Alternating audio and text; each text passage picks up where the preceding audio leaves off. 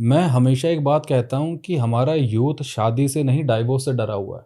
अच्छा, उन्हें लगता है कि शादी तो हो जाएगी, उसके बाद क्या। वो कमिटमेंट्स आने शुरू होंगे। उन्हें लगता है कि जो 9 से 5 की नौकरी कर करके, गालियाँ सुन सुन के, मेहनत कर करके थोड़ा बहुत भी जो कमाया था ना, वो तो जाएगा ही जाएगा, बाप का भी जाएगा। आज के यूथ के अंदर ये है कि हम रिश्ता जोड़ना चाहते हैं, शादी करना चाहते हैं, अगर लड़की सही निकली तो जिंदगी बन जाएगी, और खराब निकली तो पूरा परिवार खत्म हो जाएगा। खत्म हो गया। जुआ बन गया है ना शादी। ये है। और मैं हमेशा कहता हूँ भाई कि दामाद, बहू और नारियल कभी नहीं पता कैसे निकलेंगे, और तीनों शादी के मंडप में एक साथ होते हैं। कभी भी देख लेना। और वो वाली चीज़ है ना भाई कि सबको खेत वाला, दामाद तो खेत वाला चाहिए, लेकिन बहू खेत में नहीं जाएगी, तो भाई फिर ठीक है। मैं हमेशा यही है भाई, मुझे बड़ा दुख होता है जब लड़की वाले आके कहते हैं कि पैसा कितना कमाता है। ये ठीक इन्हीं वाली बात है कि कभी ये तो पूछो कि लड़का ज़िंदगी कैसे जीता है। जीतना सब चाहते हैं, जीना कोई नहीं चाहता है। मेरे इंस्टा के बायो पे अगर आप देखोगे, मैंने 1 लाइन लिखी हुई है कि जीतना नहीं, जीना सीखो पहले।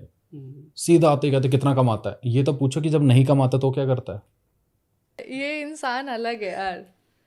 I love you. अच्छा, अभी तो मैंने दारू भी I नहीं love पी। you. सुन लो हाँ, भाई, ठीक है। जवाब भी दे दो। मर्दों से नहीं होते भाई आई लव यू के जवाब।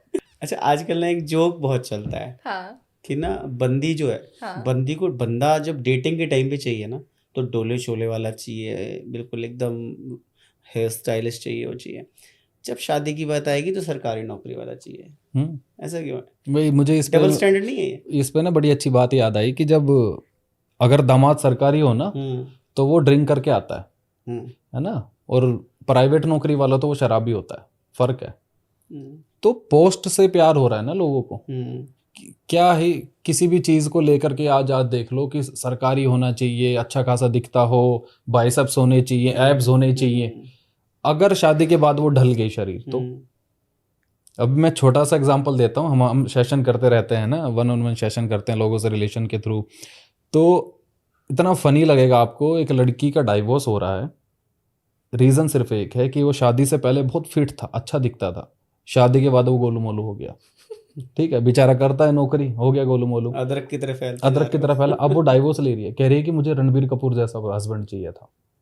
नहीं रख पा रहा है फिट भाई, 1000 ख्वाहिशें मारनी पड़ती है घर चलाने के लिए।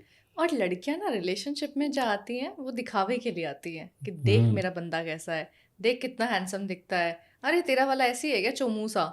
ये दिखावा होता है। लेकिन जब वो शादी करती है ना, तो वो अपना पति नहीं गाड़ी दिखाती है। आग लगा रहे इसलिए हो आप। उन्हें सरकारी नौकरी चाहिए होती है। यही है भाई, शो ऑफ का जमाना चल रहा है। आदमी हमेशा अपनी औरत को छुपा के चलता है कि लोग और समाज उसके ऊपर नजरें न डाले, चाहे गंदी हो चाहे अच्छी हो, नजरें ही ना डाले। मेरी औरत घर में रहे या बाहर रहे, महफूज रहे। लेकिन औरत चाहती है कि 5 औरतें मेरे पति को देख के तारीफ करें, और फिर एक ही लाइन आती है, नजर इज रियल। नजर इज रियल। वही है। अच्छा, एक हमने ना आपके पॉडकास्ट में देखा था, कहीं आपने बात की थी हाँ कि ना एक बंदा या एक जो मैन है और फीमेल है, उनमें बहुत बेसिक डिफरेंस है। अगर बंदे को रिश्ता ख़त्म करना होता है ना, तो वो आएगा सामने से बोलेगा और रिश्ता ख़त्म, बोलेगा नहीं मुझे नहीं रहना। एक बंदी जो होती है ना, वो रिश्ता ख़त्म तो हो जाता है लेकिन वो ख़त्म नहीं करती है, बताती सबसे बाद में, ख़त्म पहले हो चुका होता है। इंसान ना, पता है क्या, अ, रास्ते बदलने से पहले ना करवट बदलता है। मैं हमेशा एक बात कहती हूँ, जब आपके बीच में एक लड़ाई होगी ना, पहले वो लड़ाई शब्दों के थ्रू होती है, फिर आप कुछ बोलना ही छोड़ देते हो। आपको लगता है कि यार इसको अब समझाना बहुत मुश्किल हो गया है, अगर मैं इसको समझाने की कोशिश भी करूँगा तो ये समझ नहीं पाएगी, ये समझ नहीं सकेगा मेरी बातों को। उसके बाद आप करवट बदल के सोना शुरू कर देते हो। इसलिए पहले करवट बदलती है, फिर आप चुप होते हो, घुटते रहते हो, मरते रहते हो, तड़पते रहते हो।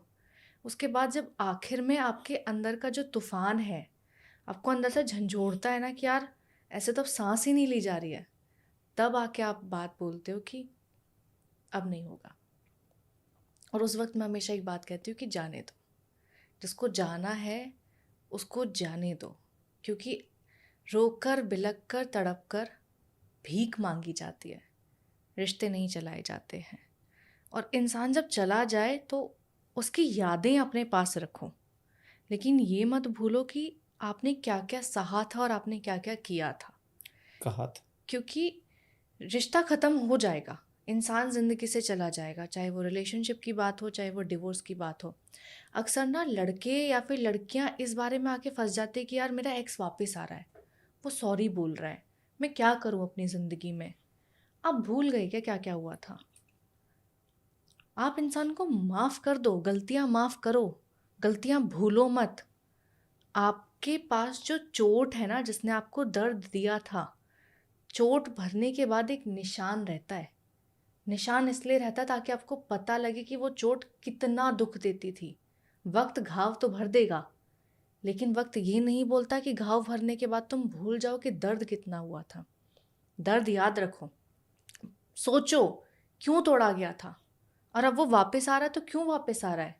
गिल्ट में तो वापस नहीं आएगा, क्योंकि अगर किसी को गिल्ट होता है ना, वो उसी वक्त हाथ जोड़ के माफ़ी मांगता है और इस बात की कसम खाता है कि मैं ज़िंदगी में कभी ये वो नहीं काम नहीं होगा। करूँगा।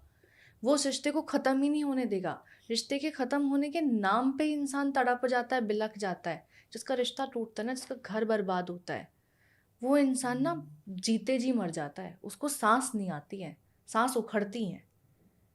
और अगर वो रिश्ता ख़त्म भी हो गया है, आप जी भी ले हो, टाइम भी पास हो गया है, उसके बाद आप वापस आ रहे हो कि यार अचानक से फिर याद आ गई है, फिर कोई मुड़ के वापस देख रहा है, नहीं। मुड़ के वापस देख रहा है तो अपनी नज़रें घुमा लो, उसकी तरफ दोबारा मत मुड़ के देखो। चल दो, आगे बढ़ जाओ। ज़िंदगी का नाम है आगे बढ़ना। पुरानी किताबें खोलोगे तो अक्सर आपको ही कुछ ऐसी सीखें याद आएंगी जो आप सीखना नहीं चाहते थे।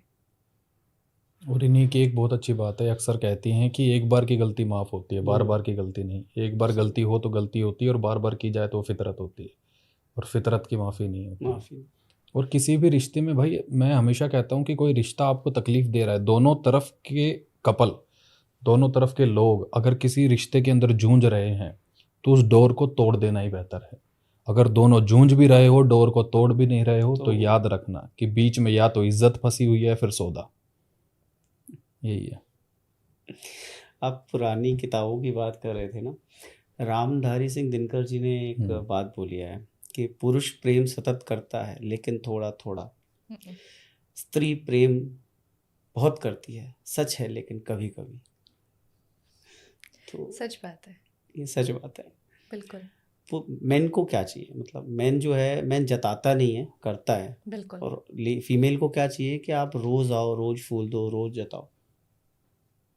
ये ये होता है यार। पता है क्या, आदमी ने ना बस एक चीज़ मांगी एक रिश्ते में, कि मैं आऊं, तुम मेरी तरफ देखो और मुस्कुरा दो, बस।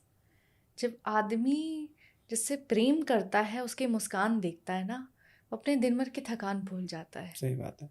लेकिन आदमी जब घर में घुसा है और उसने अपने सामने वाले इंसान को देखा, और देखा कि मुस्कुराहट तो दूर, उसके चेहरे पे एक ऐसा जहर है जिसको देख के ऐसा लगता है कि यार मैं मर जाऊंगा, कुछ बोला तो मैं मर जाऊंगा, वहाँ वो ख़राब हो जाता है। और मैं हैरान होती हूँ इस बात पे कि सबको जानते हुए कि इस ग्लास में जहर घुला हुआ है, उस रिश्ते में जहर घुला हुआ है, हम घूंट घूंट पीते रहते हैं, तब तक जब तक हम सच में सांस ना छोड़ दें, सही। जब तक वो रिश्ता सांस ना छोड़ दें। अगर पता है जहर है तो जाओ ना, उठो ना। अभी एक ड्रामा देख रही थी मैं, पाकिस्तानी ड्रामा से बहुत देखती हूँ। तो उसमें एक सिचुएशन अराइज हुई, लड़की को पता लगा कि उसका पति जो है वो चीट कर रहा है। लड़का आया वापस, माफ़ी मांगता है, सब कुछ करता है, गिड़गिड़ाता है, रोता है। लड़की बोलती है सामने जहर की गोलियां हैं, अगर मेरे से प्यार करते हो खा लो, मैं मान जाऊंगी कि तुम मेरे लिए मरने को तैयार हो, और अगर तुम मेरे लिए मरोगे तो मैं तुम्हारे साथ जीने को तैयार होंगी। तो वो कहता अगर मैं मर गया फिर तुम किसके लिए जियोगी, और अगर तुम मुझे सच में मारना चाहती हो तो फिर मैं जी के भी कुछ नहीं कर पाऊंगा। उस लड़के ने गोलियां तो उठाई, लेकिन उसको ये पता लग गया कि इस रिश्ते में प्यार नहीं है, बदला आ गया है। गोलियां वहीं छोड़ के वो चला गया। जहर तभी तक अच्छा लगता है जब तक वो सामने बोतल में रखा हो। जब बात उसको पीने की आती है ना, तो शिवजी भगवान ने भी सिर्फ गले तक रखा, कंठ से मिनट। नीचे